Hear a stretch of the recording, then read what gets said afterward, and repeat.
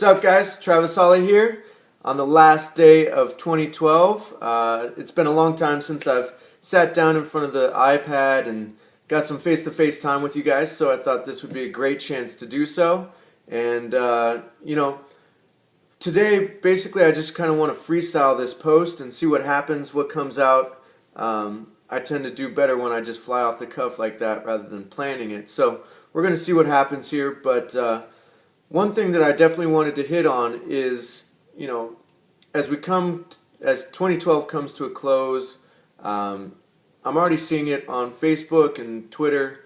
Everybody's posting status updates and posting blogs and videos and all that stuff about, 2012 was a great year or it was a shitty year, whatever the case is, but then talking about how 2013 is going to be this, that, and another thing. So I think if you guys have followed me long enough, you kind of know where I'm going to go with this whole thing. But to me, I think talk is great. Self-positive talk is a wonderful thing. But if you don't actually take action with what you're saying, none of that shit is going to carry through. There's no follow-through. Okay, so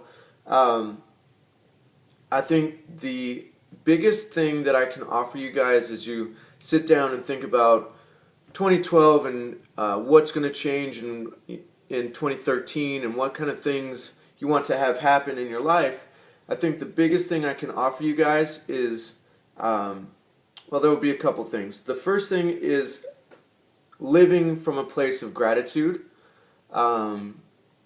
This has done wonders for me in every aspect of my life. And I have the Tony Robbins seminars to thank for that. I've always been a very, simple person in the sense of what I want or what I need is very minimal to feel happy. But that stretched out into other realms of my life after going to Tony Robbins, and the effect of all of that was profound for me. So when I say come from a place of gratitude, it's being grateful for and appreciative of your toes, your ankles, your knees, your hips, everything, your skin, your eyes, your nose, your ears, the air you breathe, your heart that beats so strong and stays solid for you, the ability to learn, the ability to listen, ability to speak and have conversations with people that you love, interesting people that you meet right off the street, the ability to shake somebody's hand and show respect, the ability to, for this community, work out. I mean, how many of you out there have been injured the last year, and it's been maybe 1 week, 2 weeks, something like that, where you had to kind of sit the sidelines and you realized, holy shit, this is not just a workout program. This is my lifestyle. And when I'm not able to work out and feel strong and push myself mentally and physically, I don't feel like the same person. I feel completely lost in my own identity.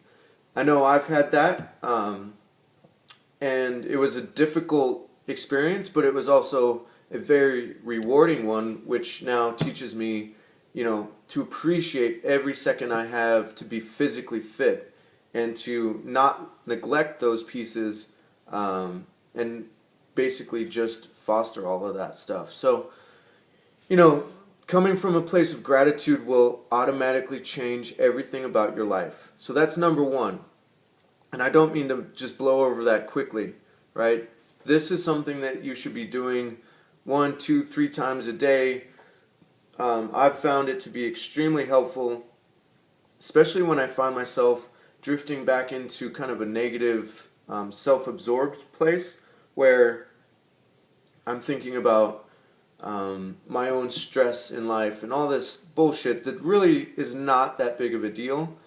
To pull myself out of that, essentially what I do is just calm down for a second and go through a list of things like I just did with you guys for all the things that I'm grateful for.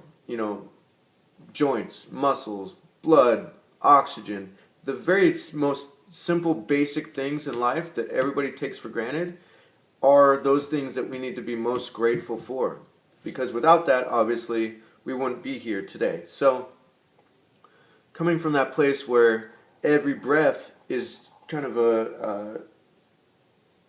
a reinforced emotion of gratitude will change everything about it. You know, one thing that, you know, a silly example, I've got a 2004 Toyota pickup that I've been thinking about trading in and trading up and getting something newer, probably not new, but something newer. It's been on in my vision book for a long time, and it's one of those things where, coming from a place of gratitude, I see myself in this pickup where most people in this world, in fact, the vast majority, if you think about it, get out of just the United States and shit is drastically different. Most people in this world don't even have a motorized vehicle, period. They have to walk, ride a bicycle, anything like that. So it kind of just puts a different perspective on it. And that's more of a material example, but it's one that kind of puts things in perspective for you, right? Just being grateful for what you have, from the very basic thing to the most extravagant thing. You've got to be grateful for it. The second big thing that I want to add, or hope to kind of push you to focus on in 2013, is the idea of how quickly you can change your state. And again, this is Tony Robbins, but it's done wonders for me. And the idea is that in any given day, we go through countless state changes, right? So we all know this look of depression where we're slumped forward, the shoulders rolled forward, eyes are down, face is kind of just loose and slack, and everything just sucks, right? We're just kind of in that place of almost sadness or loneliness. How quickly can you guys change? It's like that, right? All you have to do is change your body position, become more active. One way to think about this is fake it till you make it, and then it becomes true, right? So if I sit up tall, chest up, chin up, eyes forward, and I smile, sooner or later my body is going to learn this position, and it's going to become home base. And that's where we want to be, right? Instead of this, where everything sucks and life is tough and the world isn't fair, to boom, I'm here, I'm making decisions, I'm making shit happen, right? And it's as easy as that, okay? Another aspect or another example that I'd like to share with you guys is, in the past I've been in relationships where as soon as I walk in the door, my mood automatically just kind of gets tense. And it was nothing to do with the other person other than what I had trained myself to feel at that moment. I had trained and reinforced a certain state when I was around these people. And without knowing it, I reinforced that every single time, to the point where that person started to not even be able to identify who I was anymore. And therefore, things just kind of, fell apart. And this has happened several times with different relationships. Something as simple as just changing your state as you walk into the door to meet the person that you find so irresistible will change everything about your relationship. And I'm not here to be a relationship counselor, but for those of you out there that are kind of having one of those years where things aren't going exactly the way you want, most of the time it's due to our relationships. And if you can find some simple, easy way to empower that relationship and empower the people in that relationship, yourself included, that will drastically affect everything about your life. Okay?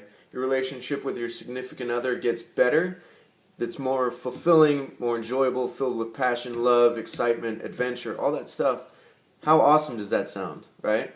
That's going to bleed over into every other aspect of your life. You're going to go to work and feel empowered to take care of that person through your work, earn that paycheck, earn that money, earn your respect at work so that you can take that home and offer it to the person you love, because that relationship now has an immense value that otherwise wouldn't be there if you were coming from a place of self, all about me, and then also not living in a state that empowers and really lets everybody know that you're here to live life to the fullest, right? So those are two major things. The last thing I want to kind of offer to you